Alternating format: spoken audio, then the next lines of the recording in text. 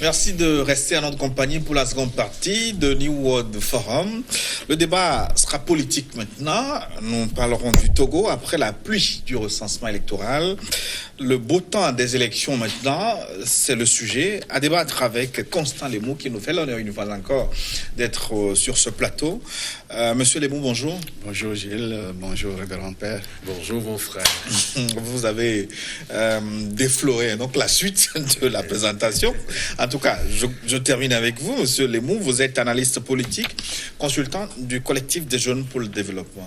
C'est exact. C'est toujours un honneur de vous avoir. Merci. Et donc, avec vous, le révérend père Pierre Chanel Lafognon. Mon père, bonjour. Bonjour mon frère et bon dimanche. Merci. J'espère qu'il est agréable notre dimanche. Oui, bonjour à mon frère Lemou. Bonjour. Et bonjour aux amis téléspectateurs, téléspectatrices. Le père Lafognon, vous êtes le porte-parole du mouvement Espérance pour le Togo. L'un des porte-parole du mouvement Force Vive Espérance pour le Togo. Je commence avec vous. Vous êtes révérend père. Que cherchez-vous sur ce sujet-là, le terrain politique? Votre place, est-ce qu'elle n'est pas dans les paroisses, à l'église, avec les fidèles? Et vous avez parfaitement raison. Simplement, le prêtre ne vit pas ex nihilo. Le prêtre n'est pas un homme sans histoire, sans contingence. Le prêtre est au service d'un peuple. Et ce peuple-là, ce sont les citoyens et citoyennes. Et ce qui touche le peuple des fidèles touche le pasteur. Parce que nous sommes pasteurs et on ne connaît pas de pasteur qui n'a pas de tendresse, qui n'a pas pitié, qui ne prend pas soin des brebis. Et en appelant Jésus le bon pasteur dans Jean chapitre 10, c'est parce qu'il prend soin des brebis. Jésus va jusqu'à dire qu'il dépose même sa vie pour les brebis. Alors ce qui touche les fidèles nous touche. Et on a notre place dans les paroisses, mais nous avons aussi notre place dans les débats citoyens parce que nous sommes des citoyens. Voilà pourquoi, même si le sujet qui va être abordé est politique, j'ai eu à le dire quand on m'a invité que mon lieu d'analyse est essentiellement social. Mais vous n'êtes pas nombreux à vous engager sur ce terrain sociopolitique. Pourquoi vous êtes si rare? Pourquoi les autres ne le font pas? En réalité, le prêtre ne peut pas être un homme politique, au sens où on entend la définition de la politique comme art d'élaborer des stratégies pour conquérir le pouvoir et l'exercer. Mais si nous prenons la politique, surtout dans le sens où les évêques parlent dans leur avant-dernière lettre, soyons responsables dans la vérité et la justice, la politique devient simplement le fait d'accomplir son devoir citoyen.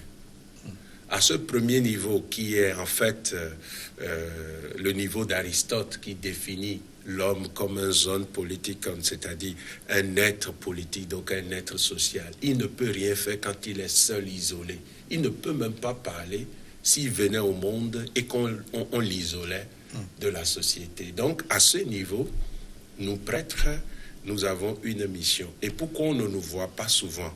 Parce que justement, il est très facile de réduire ce qui est social au politique et vice-versa. Et donc, quand c'est hautement politique, c'est pas du tout notre place.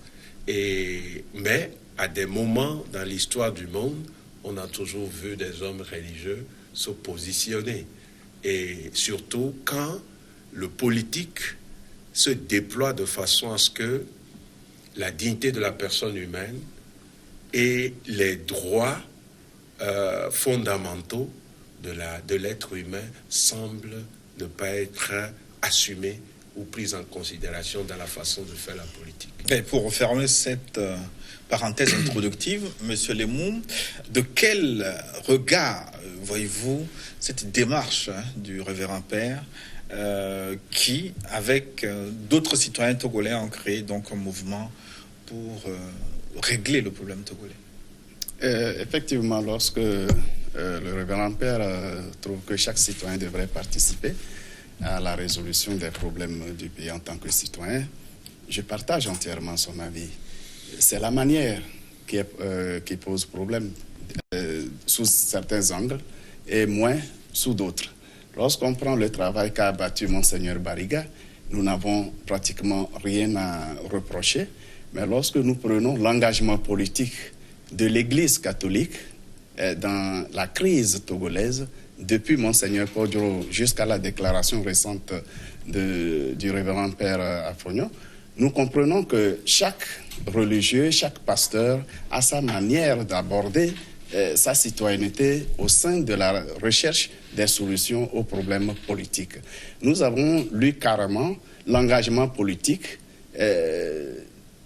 disons, qui frise la conquête de pouvoir. Lorsque nous l'avons écouté dans sa déclaration, nous nous sommes dit tout de suite que voilà un pasteur courageux qui, à visage découvert, s'engage dans la conquête du pouvoir éventuellement. Mais quels éléments vous permettent de le dire ou de le démontrer? Mais dans son engagement, dans sa déclaration récente, il nous a parlé des manquements des gouvernants politiques dont il accuse de se partager les biens, de ne pas les répartir équitablement par ici, par là. Bon, nous nous sommes dit, mais alors, est-ce que l'Église catholique est un exemple en la matière lorsqu'on parle de la démocratie, de l'équité dans le partage des ressources? On se demande vraiment si l'Église catholique est un exemple, mais je me suis dit, le révérend père est un engagé politique comme Monseigneur Podjoro, je l'avoue, depuis 1991, quand je l'ai suivi durant toute la conférence nationale. À partir de là, quand j'entends la voix de Monseigneur Podjoro, je n'ai pas en face de moi un pasteur, même s'il est en train de prêcher, moi j'entends politique. Et là, je ne comprends pas quel est le rôle véritablement de l'Église catholique, dans la mesure où cet engagement politique, je crains qu'il vienne à diviser un peu les brebis dont vous êtes le pasteur. Vous l'avez dit. Comprendre le fond de votre pensée, mais oui. Je voudrais creuser l'exemple de Monseigneur Podjoro. Il n'a jamais postulé à un poste politique, il n'a jamais déposé sa candidature pour quoi que ce soit. En quoi on peut l'assimiler maintenant à un animal politique? Alors, lorsque tout le rôle que Monseigneur Podjoro a joué pendant la conférence nationale... Parce qu'il a été sollicité. Il a été sollicité comme Monseigneur Bariga. Oui. Mais je dis bien et je répète, je ne sais pas qu'est-ce qu'on peut reprocher à Monseigneur Bariga, mais Monseigneur Podjoro en est beaucoup pour les dérives que nous avons constatées au cours de la conférence nationale et la suite. Récemment, malheureusement, il s'est fait déculotter par ses sorties tonitruantes. Franchement, cela a, à mon sens, remis en cause la personnalité du pasteur qu'il voudrait être. Mais là, lorsque le révérend père nous dit dans sa déclaration que les États n'ont pas d'amis, n'ont que des intérêts, et que l'État de Vatican, par conséquent, n'a que des intérêts, je me demande quel relais vous êtes en train de faire au niveau de l'Église catholique togolaise. Ah bon, c'est dit comme ça, mais je n'ai pas suivi ce passage, le révérend père. Merci. Droit de réponse. Non, pas droit de réponse. Moi, je crois que nous sommes dans une émission pour informer la population. Oui. Et bon, donc, il y a une chose que je n'aime pas beaucoup, c'est de faire des temps d'antenne, des moments de polémique. Aujourd'hui, il y a des enfants togolais qui ne mangent pas à leur faim. Aujourd'hui, il y a des populations qui n'ont même pas l'eau potable. Aujourd'hui, en saison de pluie, il y a des gens qui ne peuvent pas aller vendre leur récolte et revenir dans leur village avec quelque chose. Alors où nous parlons, si l'un d'entre nous faisait un AVC en pleine émission, il n'y a pas de structure de santé qui puisse le récupérer en urgence. Et je peux prendre plein d'autres exemples. Quand nous parlons, nous devons regarder ce côté. Et moi, je ne suis pas venu sur l'antenne pour dire « Monseigneur Podjoro a fait ci, tel autre a fait ça ». Je n'ai pas besoin de juger les gens. Parce que ça crée simplement dans l'esprit des Togolais des confusions. Et on fait croire aux Togolais que dès que vous touchez à des questions sociales, vous êtes politicien. Or, les droits de l'homme de la deuxième génération consacrent les droits socio-économiques et culturels. Est-ce que le paysan d'Achangbadé, le paysan de Botozévé, le paysan, je ne sais pas, là-bas à Ogaro, il arrive à vivre dignement? Nous, voilà nos problèmes. Nous n'avons rien à débattre de tel a été politicien, n'a pas été politicien. Ceux qui ont une forme de baromètre pour mesurer et détecter, tel est politique, tel ne l'est pas, bon, nous leur donnons toute la liberté parce que dans une nation, il faut une pluralité d'opinions. Donc, je permets à M. Lemou de faire des analyses, mais je l'ai dit d'entrée de jeu, le lieu de décollage de tout ce que je dirais sur cette antenne est fondamentalement social. J'aimerais qu'on fasse le tour du Togo et qu'on me prouve le contraire. Le PNUD, on peut aller sur le site du PNUD qui dit qu'il y a au Togo, au niveau de la misère, ce que le PNUD appelle et les autres organisations la pauvreté, 53,5% de Togolais qui sont dans la pauvreté. C'est ça qui, moi, m'interpelle. Peut-être M. Lemou n'a pas l'occasion de rencontrer des pauvres, mais moi, je suis prêtre. J'ai travaillé longtemps dans le Yoto. Quand moi, j'enseignais au lycée Christois de Couvé, je préparais mes cours avec la bougie. On peut se renseigner. Et c'est grâce aux sœurs de la Providence, qui sont des Italiennes, que ce village a été électrifié. Donc, moi, je ne parle pas de politique. Oui, mais il vous reproche d'avoir distribué des mauvais points aux dirigeants dans votre dernière lettre épiscopale. Pourquoi vous avez fait ces genres de jugements? Non, il n'y a même pas eu de lettre épiscopale. On ne va pas faire d'amalgame. J'ai ici un document que tout Togolais peut se procurer qui rassemble tout ce que les évêques ont publié comme lettres de 1960 à 2017. On peut les lire. Si on veut commenter cette lettre, ça c'est un autre sujet. Je suis prêt à le faire. Mais ce qu'il dit, je pense qu'il fait allusion à l'allocution que j'ai eue à Téni à l'Agora Senghor le 24 septembre, pardon, le 20 octobre est passé, le samedi, comme pardonne pour les dates. Mais en tout cas, il y a 2 semaines, on a eu à faire un forum national. Et je pense qu'il dit est plutôt en lien avec l'allocution. Moi, je pense qu'il y a l'honnêteté intellectuelle qui nous oblige à ne pas comprendre un test en dehors de son contexte. Le Zitni Leben, c'est-à-dire le contexte qui a permis de produire le test. Moi, j'ai cité le général de Gaulle qui dit que les États n'ont pas d'amis, ils n'ont que des intérêts. Mais pourquoi j'ai cité De Gaulle? C'est pour dire à chaque Togolais qu'il lui revient de s'engager comme citoyen. Au lieu de croiser les bras et de dire « Ah, la CEDEAO va nous trouver la solution. Ah, l'Union européenne va nous trouver la solution. » Ça, c'est une démission citoyenne. Parce que le pouvoir appartient au peuple et jamais à ceux qui gouvernent. Ceux qui gouvernent ont reçu mandat de chaque citoyen pour gouverner. Et ils ont même le devoir de rendre compte aux citoyens. La lettre des évêques est claire là-dessus. Je vais dire la toute dernière. On n'est pas venu commenter ça, mais soyons responsables dans la vérité et la justice est claire là-dessus. Ce n'est pas dirigé contre un parti ou contre quelqu'un. C'est le souci de la vérité pour que nous nous engageons à relever notre pays. C'est ça qui est important, à mon avis. Maintenant, l'État du Vatican, moi, je n'ai jamais fait allusion à l'État du Vatican. J'ai mon texte, si on veut, on peut le publier. Et les auditeurs, auditrices verront que je n'ai jamais fait allusion à l'État du Vatican. Si vous permettez. En fait, rapidement alors, pour qu'on puisse très rapidement, lorsque nous parlons de la société civile, je pense que l'Église est une bonne partie de la société civile. Ça nous embête très souvent, nous, également, la société civile, que des responsables qui se réclament de ces organisations prennent des engagements politiques qui relaie presque intégralement les revendications politiques des responsables des partis politiques.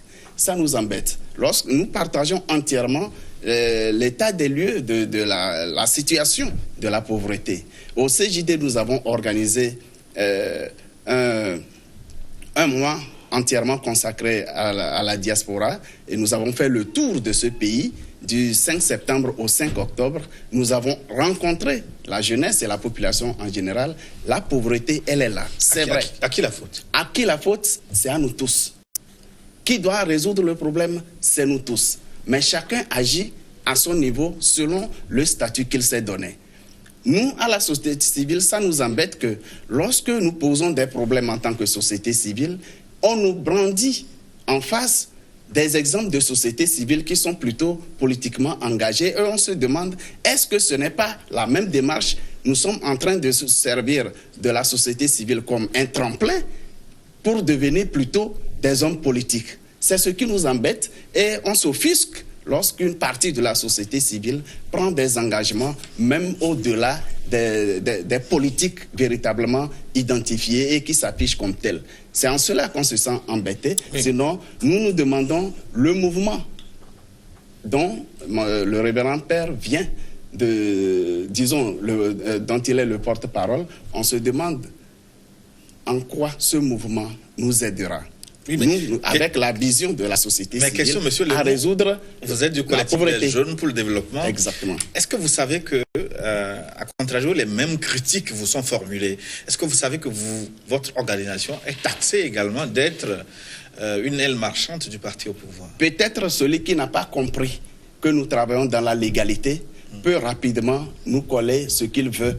Mais lorsqu'il y aura changement ou alternance au pouvoir et nous serons toujours dans la légalité, peut-être on comprendra. Les mêmes critiques reviendront à la face de ceux qui les formulent parce qu'ils se rendront compte que nous avons choisi de travailler dans la légalité et non avec les partis politiques. Légalité, qu'est-ce que vous appelez? La légalité, le respect des textes en vigueur. Le respect, que les autres ne respectent pas. Nous ne travaillons pas dans l'immobilisme, non. S'il faut opérer des changements, que les transitions, disons, les changements s'opèrent dans la légalité. C'est ça notre ligne de conduite.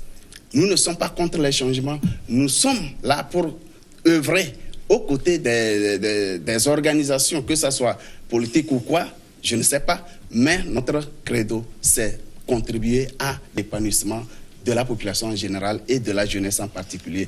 C'est pourquoi nous attendons de ce nouveau mouvement ce que nous pouvons faire ensemble pour la formation des jeunes, pour lutter contre la précarité dans laquelle gît la jeunesse et pour participer à l'épanouissement de la population. Là, nous nous engageons moins sur les questions purement politiques. Voilà. D'accord. On va aborder maintenant notre sujet, révérend père. Le recensement électoral pour les élections à venir vient de prendre fin. C'était le 25 dernier. Révérend père, est-ce que vous avez vu d'un bon œil cette opération de recensement électoral? Merci, monsieur le journaliste. Avant de répondre, je voudrais quand même rassurer mon frère Lemou et lui dire s'il veut adhérer aujourd'hui aux Forces Vive Espérance pour le Togo ou faire adhérer son organisation, aucune porte ne lui est fermée. Il suffit qu'il adhère au manifeste parce que le manifeste est clair. Et à partir de ce moment, s'il partage ce qui est dans le manifeste, il peut adhérer. Une copie me sera beaucoup plus utile. Oh, je vous donne en plein. Je vous donne tout de suite pour prendre à témoin, en direct, pour prendre à témoin les téléspectateurs. C'est pour montrer que nous collaborons avec tout le monde. Ah bon, il n'y a pas de problème. Nous aussi, nous n'avons pas d'exclusivité. Et donc, voilà. Donc, pour dire que je voudrais aussi rassurer M. Lemou que quand nous prenons la parole comme société civile, que nous restions dans les standards et les normes. Parce que si quelqu'un l'écoute, la personne peut le suspecter. Mais moi, ce que je conseille, c'est qu'on puisse se rendre compte que nous sommes des porte-parole du peuple. Et je voudrais le dire solennellement. Moi, Père Afogno, je n'ai aucune ambition politique dans ce pays. Mais je tiens à ce que mon pays change et deviennent comme le Ghana à côté, le Bénin à côté, et les dépassent même, parce que ceux qui ont permis à notre peuple de naître, ce qu'ils ont rêvé, c'est que le Togo soit l'or de l'humanité. Depuis notre indépendance jusqu'à ce jour, est-ce que nous sommes en train de nous approcher de ce projet de société où nous reculons? Si nous reculons, on pose le diagnostic. Vous savez, on ne peut pas former les jeunes pour enclencher un développement sans poser le diagnostic social. Quel est notre problème d'abord? Sinon, on va former des jeunes, mais ce serait de la poudre jetée aux yeux, et ces jeunes risquent même de se retourner contre nous, ou bien de devenir immigrés à travers l'immigration clandestine et de devenir esclaves en Libye, ou bien de mourir dans la Méditerranée, parce que le problème du Togo, c'est d'être ensemble pour sortir de la misère.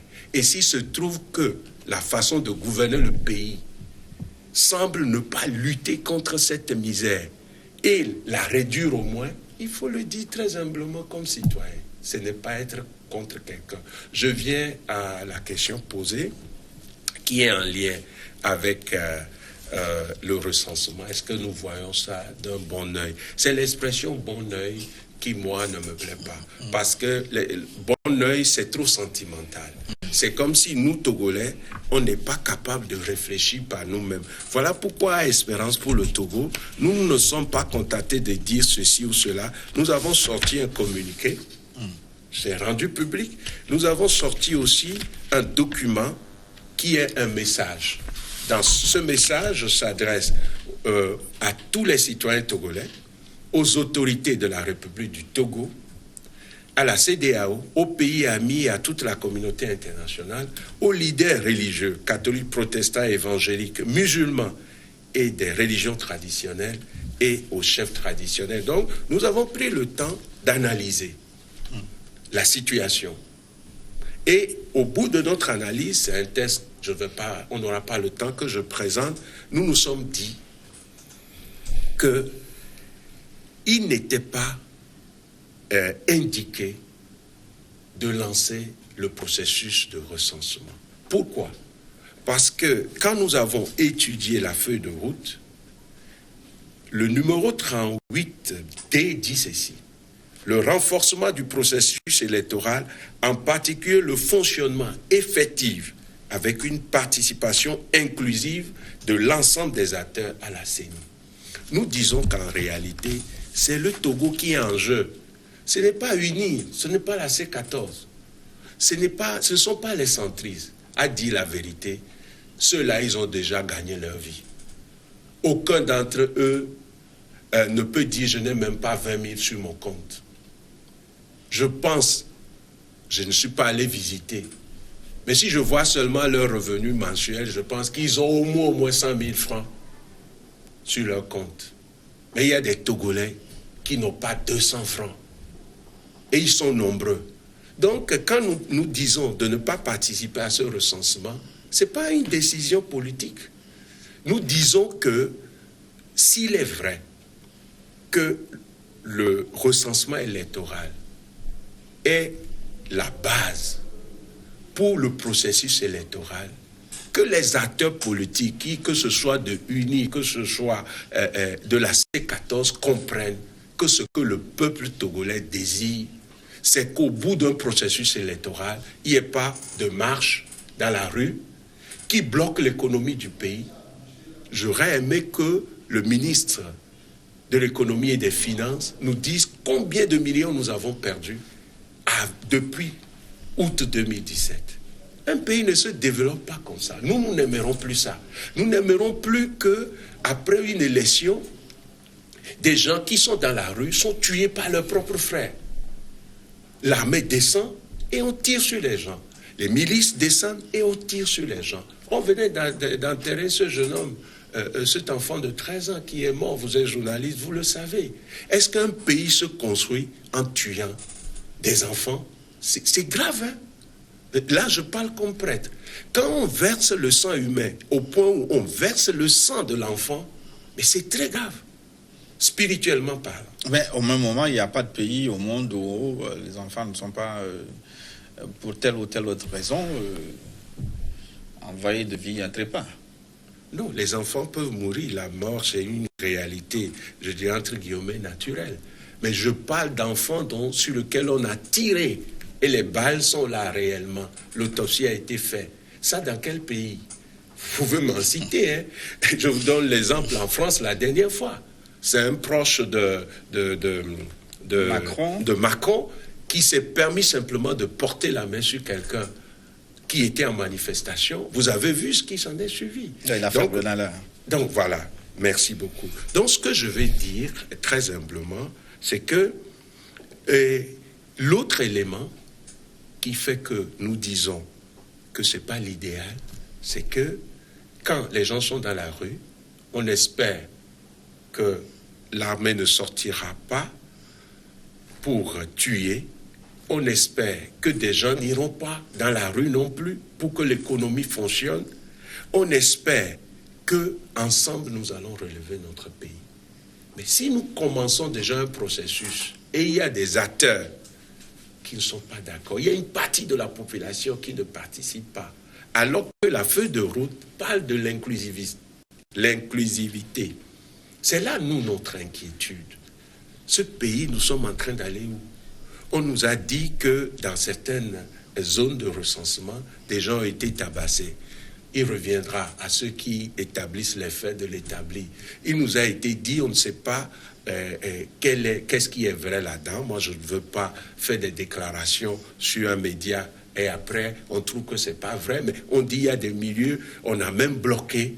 On dit qu'il y a des milieux, on a obligé. Maintenant, moi-même, j'ai suivi. Ça, je peux le dire. C'est une association qui faisait une animation. J'étais au volant de ma voiture, j'arrive vers Azanou. Et celui qui était sur l'antenne, je préfère taire le nom, et le nom du mouvement dit, si vous faites le recensement, vous avez des avantages. S'il parlait simplement du fait de pouvoir voter et choisir son candidat, j'allais dire c'est bien. Il dit, avec ça, on peut vous faire des prêts. Avec ça, vous êtes en sécurité. Et avec ça, pour certains besoins, on ne sait jamais. Mais est-ce qu'une carte d'électeur, c'est pour ça? Je pense que dans ce pays, nous devons être vrais. Et la vérité, comme dit Jésus, nous rendra libres. Moi, en le disant, je ne suis contre personne. Alors, les raisons qui nous ont amenés, nous, on n'a pas appelé au boycott. Il y a une différence. Hein? Nous avons fait des analyses et nous avons dit non. Le non, là, voudrait dire que si tu partages notre analyse, c'est ta conscience et ta raison qui t'imposera de ne pas aller te recenser. Le boycott, c'est un mot d'ordre. Ça, ce sont les hommes politiques, ça ne nous engage pas. Mais vous ne vous êtes pas fait recenser. Mais je n'ai pas besoin de le déclarer ici, mais puisque vous me posez la question, moi non, parce que je ne peux pas aller contre l'analyse que j'ai eu à faire et qui est fidèle à ma raison et à ma conscience. Mais, Monsieur Lemou, vous vous êtes fait recenser visiblement.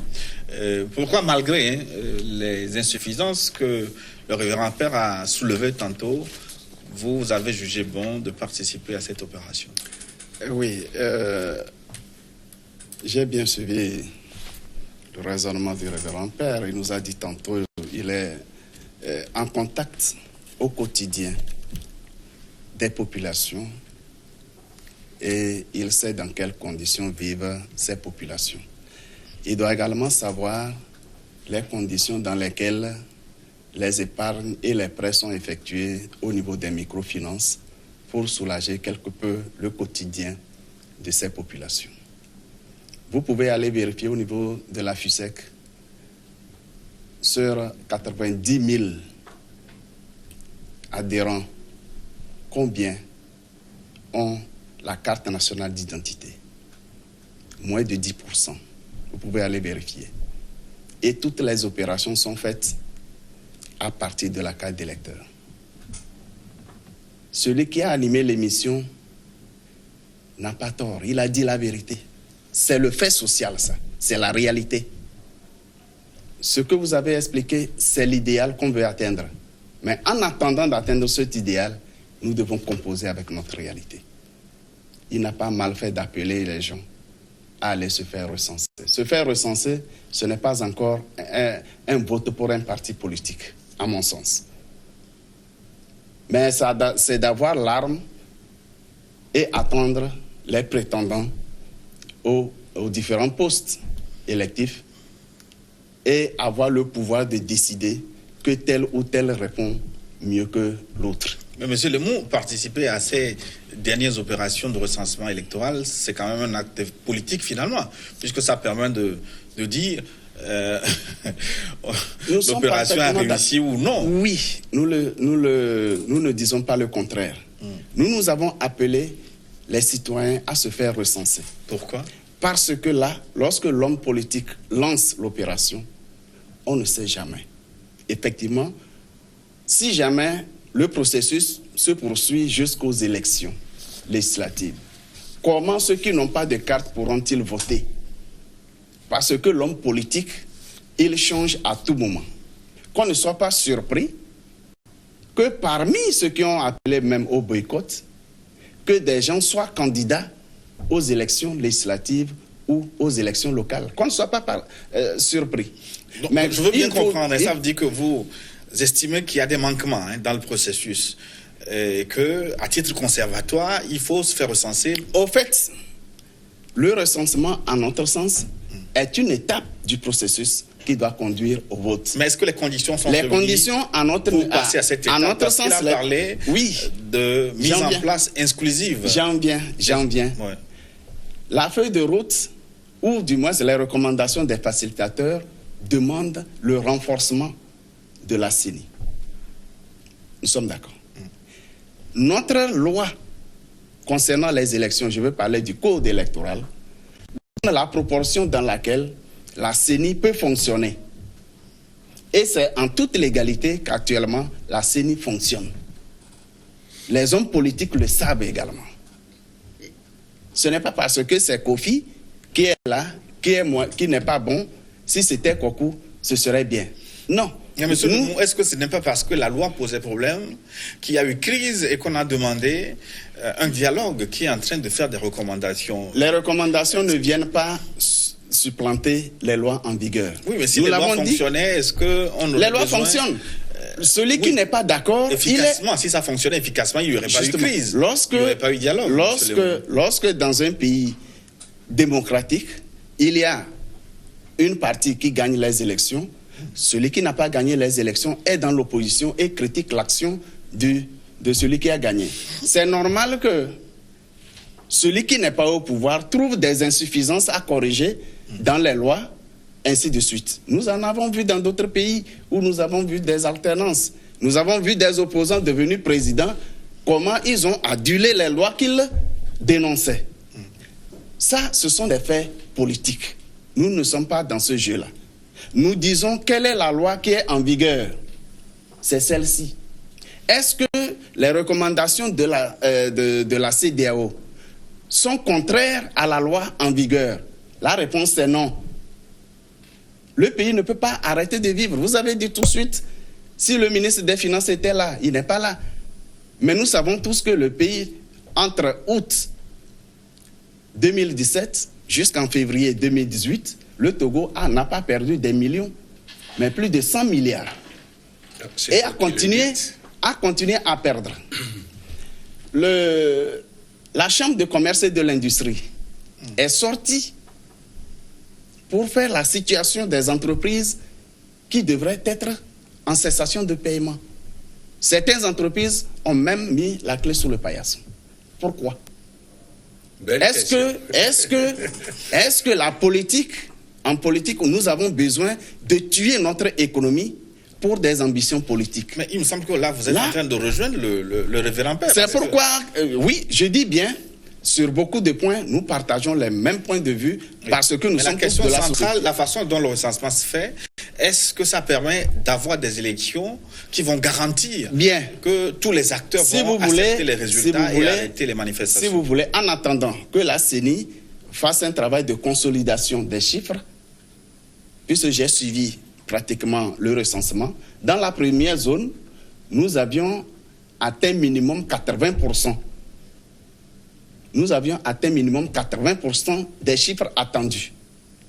Ça veut dire que les Togolais ont compris quel est le rôle de la carte qu'ils devraient avoir et quelle est l'importance du recensement. Alors, si dans l'autre zone, dont nous n'avons pas forcément les chiffres, mais j'ai certains chiffres où, dans certaines préfectures, les chiffres sont allés au-delà de 100% des chiffres attendus, je me dis, d'une façon globale, le recensement a réussi, la population a répondu. Oui. À la suite, oui. Est-ce que vous partagez cette analyse? Est-ce que l'appel au boycott a été un échec? Est-ce que votre démonstration n'a pas été écoutée? En réalité, je voudrais prier mon frère Lemou, parce que nous sommes frères. Oui. Le sang qui nous unit, c'est le sang de la nationalité togolaise. Et je pense qu'il y a trop de... Qu'il me pardonne, hein. Je ne suis pas en train de le juger, mais il y a trop d'amalgame.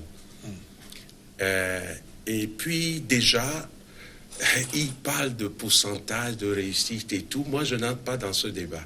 Parce que je ne sais pas si c'est sa mission en tant que société civile. Est-ce qu'il espère? Bon, moi, j'ai appris tout à l'heure, quand vous l'avez présenté, que sa spécialiste, c'est qu'il est analyste politique. Mais je ne vois pas cette hauteur d'analyse qui permet à nos auditeurs vraiment de problématiser. On a l'impression qu'il se case derrière... Bon, moi, je dis ceci. Est-ce que M. Lemou est convaincu aujourd'hui que si ce processus se déploie jusqu'au bout et qu'à une date fixée, nous faisons les élections, le Togo sera apaisé, on pourra mieux gérer la misère, les gens qui aujourd'hui sont obligés d'utiliser une carte d'électeur comme carte d'identité pourront l'avoir, ainsi de suite, parce que dans un pays, excusez-moi, c'est un droit d'être identifié comme citoyen. Si on est dans un pays et ceux qui sont chargés de gouverner le pays n'ont pas ce souci de faire en sorte que les citoyens puissent avoir les b.a.-ba des actes, l'acte de naissance, faciliter l'établissement de la nationalité, faciliter l'obtention d'une carte d'identité. On n'est pas pressé de faire ça aux citoyens. Mais parce qu'il y a élection, on est pressé de faire des cartes d'électeurs. L'analyse de M. Lemou me donne la chair de poule parce que j'ai l'impression qu'on se moque des Togolais. J'ai envie de poser tout de suite une question. Révérend Père, à quelle date vous estimez que si les élections ont lieu, les Togolais auront automatiquement leur carte d'identité? Non, moi, en fait, je me réfère aux journalistes. Non, c'est à cela je voulais voir aboutir votre raisonnement. Je ne voudrais pas polémiquer. Mais c'est pourquoi quand M. Lemou analyse, je garde tout mon calme, je l'écoute. Donc je ne sais pas si on va entrer dans des discussions. Personnellement, quand je suis des émissions où ceux qui sont sur le plateau semblent se chamailler, ça me met très mal à l'aise.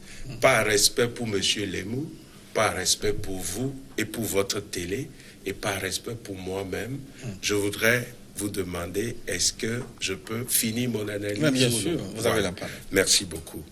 Alors, je suis en train de dire que dans un pays où on peut déployer autant d'énergie pour donner la carte d'électeur aux gens, qu'est-ce qui empêche ceux qui gouvernent ce pays de se dire, les enfants naissent, ils n'ont pas de naissance, on va mettre le paquet. Ceux qui sont dans notre pays, pour la plupart, excusez-moi, analphabètes, ont tous les problèmes pour faire une nationalité. On va mettre un processus qui leur permet d'être des citoyens.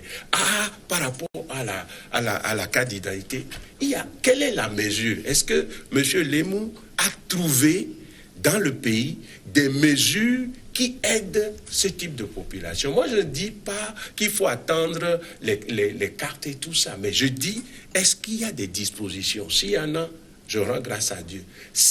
Mais le fait de justifier que quand on va dans les microfinances, c'est avec la carte d'électeur que les gens font les prêts, et qu'un frère de la société civile qui doit défendre le peuple soutienne ça, moi, ça me rend un peu malade. Mais là, je viens à votre question. Oui, là, on va aller plus vite. D'accord. Et la question que vous posez, c'est que, est-ce que je partage ces analyses? Et je ne les partage pas parce que il me semble qu'il y a plusieurs choses qui se mélangent. Et donc, je me pose cette question. Et si M. Lemou a une réponse en affirmatif ou en négatif, je serai tranquille dans mon cœur. Est-ce que le processus électoral tel que c'est parti permettra à la fin de l'élection, avec les résultats, à notre pays, le Togo, de retrouver le calme, de dépenser moins en termes de sécurisation du pays, parce que moi je viens encore de voyager dans tout le pays, il faut voir les postes de contrôle, ça n'existait pas avant, et c'est de l'argent. Est-ce que ça permettra, après ces élections, d'avoir la rue dégagée, d'avoir un système scolaire meilleur, parce que je ne vous le cache pas, à cause de cette opération, il y a dans des endroits où les enfants ne sont plus allés à l'école, hein. Et on est entré dans les écoles même sans informer les responsables de ces écoles pour qu'ils prennent des dispositions pédagogiques. Est-ce qu'à la fin du processus, le Togolais et le pays, ensemble, nous irons mieux qu'aujourd'hui? C'est une question importante. Justement, on va conclure sur cette question. Monsieur Lemou, est-ce qu'après la pluie du recensement électoral vient le beau temps des élections? Je pense que... En 2 minutes. Ce qui est posé comme fondement de la crise, pour les tenants de la crise, c'est l'alternance. Et l'alternance passe par les élections. Plusieurs hommes politiques ont trouvé que les élections d'habitude sont mal organisées. Et aujourd'hui, le Togo est accompagné par la CEDEAO. Et avant même le début du processus de recensement, des experts ont été commis pour suivre toutes les opérations de bout en bout. À moins que nous n'ayons pas confiance à celui à qui nous avons demandé de venir nous aider. Et si nous sommes conséquents envers nous-mêmes et que nous avons du respect et confiance à celui à qui nous avons confié l'accompagnement, eh bien, ce processus aboutira à des élections législatives pour remplacer l'Assemblée qui a terminé son mandat depuis le mois de juillet. Et ceci va nous conduire sûrement à des réformes qui ont été demandées et réclamées à tue-tête par une partie des Togolais, ou du moins une partie des responsables politiques. Mais est-ce qu'il n'aurait pas été intéressant de faire ces réformes, d'opérer ces réformes? Vous savez, avant je termine. Nous savons très bien aussi que ces questions de réforme, ces questions d'aller ou ne pas aller à la CENI sont devenues un fonds de commerce pour beaucoup de politiques. Parce que aussi longtemps que la crise dure, il y a des profiteurs. Il y en a ceux qui profitent, il y en a qui profitent énormément de cette crise que nous ne finissons pas de traverser. Et nous avons l'obligation d'avancer. Nous n'allons pas nous lancer dans un idéal, mais nous voulons rêver en ayant les pieds sur terre. Nous voulons atteindre l'idéal, mais nous allons gérer la réalité. Merci, Monsieur Lemou. Véran-Père, vous avez 2 minutes pour conclure. Oui, d'abord, je voudrais dire que les propos de M. Lemou, je respecte M. Lemou, mais les propos, pour moi, sont en déphasage avec la réalité. Parce que c'est pas une partie de la population qui a demandé les réformes. Les réformes ont été demandées et la CVJR, dans ses recommandations, la Commission Vérité, Justice et Réconciliation, oui, a dit clairement, je prie M. Lemou de les lire, a dit clairement qu'il faut faire les réformes. Et en remettant le rapport à son Excellence, M. le chef de l'État, je me rappelle ces propos. Pour éviter les vieux démons, il faut passer aux réformes. Les élections législatives du 14 octobre 2007, présidentielles 4 mars 2010, législatives 25 juillet 2013, présidentielle 25 avril 2015, l'Union européenne qui a observé ces élections, vous pouvez relire les rapports, c'est en ligne, a recommandé les réformes. Les réformes, c'est pour avoir la paix sociale.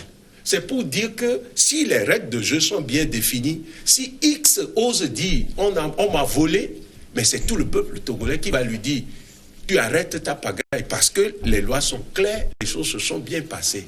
Et donc, quand on met les réformes après une élection, je rappelle que le peuple togolais aujourd'hui, ce qui lui tient à cœur, ce ne sont pas les élections. La preuve, nous avons toujours fait des élections dans ce pays et la crise est là. Ce qui tient à cœur aux Togolais, c'est ce qu'on appelle la vérité des urnes. Et pour la vérité des urnes, il faut d'abord faire les réformes. Il ne sert à rien de courir, de vouloir justifier quelque chose déjà qui porte des gemmes de violence. On est en période de recensement. Mais regardez comment il y a un air de violence dans le pays. Qu'est-ce que ça va être si jamais les résultats qui vont sortir, X ou Y va dire comment voler? Dans tous les cas, nous, à Espérance pour le Togo, nous voulons la paix pour ce pays. Et nous pensons que tout Togolais qui aime son pays doit être de notre côté. Voilà pourquoi j'invite M. Lemou, s'il est vraiment pour la paix dans ce pays, s'il le veut bien, je ne lui impose pas, qu'il intègre notre mouvement pour qu'on cherche la paix et qu'on laisse les politiques faire leur politique, parce que c'est à nous, peuple, d'imposer aux politiciens ce que nous voulons. Oui, parce qu'eux, ils sont déjà bien, ils vivent bien. Il vient de le dire, c'est un fonds de commerce pour X ou Y. Est-ce que c'est un fonds de commerce pour le paysan qui est au fond d'un village? Est-ce que c'est un fonds de commerce? L'invitation est passée. C'est pourquoi il faut éviter de laisser perdurer la crise. Et cette crise ne peut être résolue que par les élections, parce que vous serez d'accord. Vous serez d'accord avec moi. On va s'arrêter là une assemblée dont le mandat est terminé ne peut pas opérer des réformes institutionnelles, constitutionnelles, puisque le mandat est terminé. Oui, on va s'arrêter là. Vous serez d'accord avec moi. On va reprendre les élections. Pourquoi les élections de 2007, de 2010, de 2013, de 2015 n'ont pas sorti le pays de la crise? Je vais poser une question. Oui. Donc, merci. On va s'arrêter là pour une nouvelle édition du journal. On aura l'occasion peut-être de revenir sur le sujet si vous le souhaitez. Merci beaucoup. Merci de votre aimable attention. Les informations continuent sur votre chaîne New World Info. Merci.